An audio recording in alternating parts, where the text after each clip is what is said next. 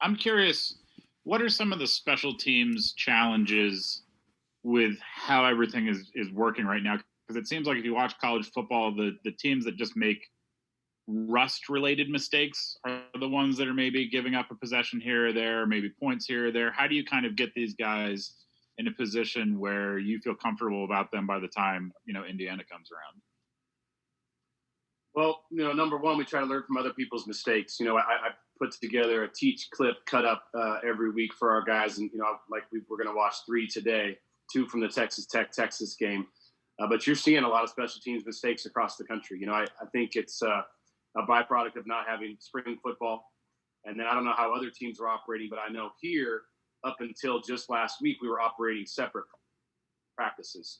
And separate practices work for the offense and for the defense, but it does not work for special teams. So we really lost a whole bunch of time. We tried to make that time up in the meeting rooms, and maximizing our teaching time and maybe spending more time and going more in depth into situational type of stuff. But I think moving forward, the key is to keep things really, really simple. That's always our philosophy anyway. So I'm hoping that plays into our favor. But I think the more simple people keep things, just because you just have less time, less preparation, more distractions. It's just a unique year. So I think the more, and it also helps if you have, or it should help, in my opinion, if you have a lot of veteran players. We do. So again, I'm hoping that equates keeping schemes similar. You're going to have tweaks. You're going to do things differently to keep your opponents off balance, but as much similarities as you can probably have, because if guys got a whole bunch of reps doing something last year, it's obviously advantageous for them to have carryover from that into this year.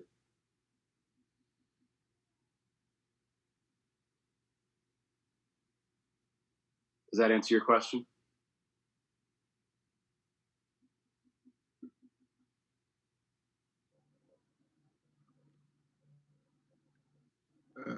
Do we just start talking? I can hear you. Okay, cool. I mean, look, it's been a while since I've actually done like a regular press conference. Still forgive my. Anyway, with special teams, you mentioned the videos. Are there any ways that you guys have been able to fully get together to go over formations, to go over, like for instance, the Falcons game the other day, 2 weeks ago, where that onside kicks? Is that something you kind of would go back and say, hey guys, that can never happen, and explain to everybody? Yeah, we haven't yet because we haven't done our onside kick and our onside kick return stuff. But when it does, that along with a number of other examples will be shown, and we'll make sure that everybody fully understands the rules and say, okay, so in this situation, what would you have done, and call on a kid, so that they can answer that question. I think every special teams in the coordinator in the country is probably using that particular one. But what we do is, and it's not unique to this year, to be honest with you. It's just unique how we're meeting because we're doing it on Zoom right now. But we're going to take, there was one in the Texas game where Texas Tech, there was an onside kick and they weren't necessarily aligned right, in my opinion. And so, like I said, a little bit ago, you try to learn from other people's mistakes and make sure that your guys understand the rules as much as they possibly can. Matt Alabama.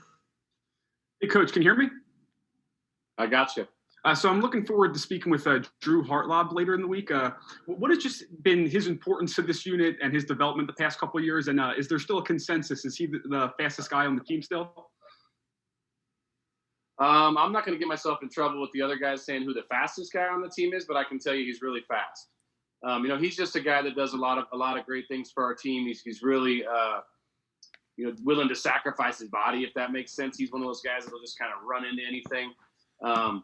Like you said, he's very, very fast, pays great attention to detail. Special teams is really his main role on the team, and he takes a bunch of pride in that. And him and Dan Chisena were kind of a 1-2 combo last year, and seeing the success that Dan's had making an NFL team, I think that only highlights for Drew and for everybody else on our team, the value that type of player on your team has.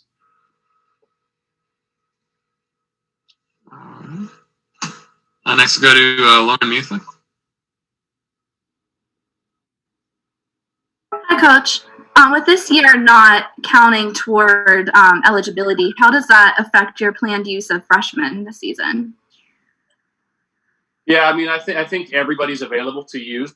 It is, as we look at it, it's still going to come down to us for who's the best guys. The problem. A lot of freshmen are talented enough, but can they grasp, even as simple as you are, can they grasp the schemes? Are they ready to, are they ready for the speed of the game, the distractions of the game, those kind of things? And I think we have a few guys that are, but we're also going to, a lot of people will just play young guys on special teams because they don't then have to play their offensive and defensive players. But that's the opposite of our culture, right? We're going to play the very, very best players. So if a freshman's one of the best players, you're going to see him. You're going to see him play if he's the best guy at that position. But it's not like since they have this kind of extra year that they're automatically just going to play because of that. But certainly, if they are the best, we're going to look to play them. And there are a number of guys that I think you'll see play that do fit that category of potentially being the best. Or if it's even and another guy starts on offense or defense, or if it's close to even, then you would play that guy on special teams, and that guy could have a little more energy for offense, defense. And so it definitely does factor in. I think it factors in more for, your guys moving forward. So your older guys, your Jordan Stouts and Jake Pinniger and Chris Stoll and those guys, how much better will they be that extra year, and how much more can they take advantage of master's degree programs and doctorate programs and those kind of things. That I think for them, I shouldn't say more important, but that was kind of my immediate thought is how it affects those guys. But you're right, it does affect the freshman group as well.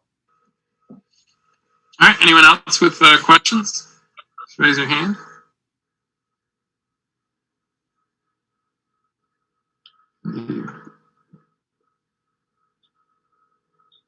Anybody? Yeah. Okay. This is kind of a follow-up from what I was asking earlier. When you see, as a special team, an egregiously bad special teams play, what is your initial reaction to it? Just watching on TV, someone as a fan, someone as a coach who knows the game. I want to start crying and pray and hope that it doesn't happen to me. It makes me want to go throw up because we're no different. Everybody teaches that stuff. I mean, you think that the Falcons weren't taught that stuff? They were taught that stuff. It's to be honest, there's better coaching and worse coaching and all those things, but most people are going to cover those things. It's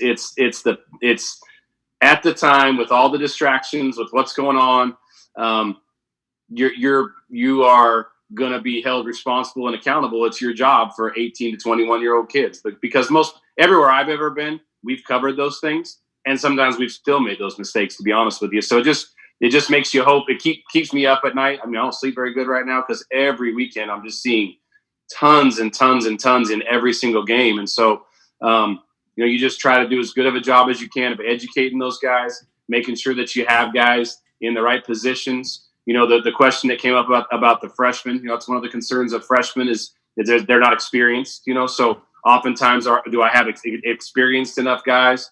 Am I putting guys in the right position, and just trying to make sure that you're minimizing risk as much as possible. But the difference, I talk to our players all the time about the special teams. One of the biggest differences that a lot of people don't realize is I call it one play focus.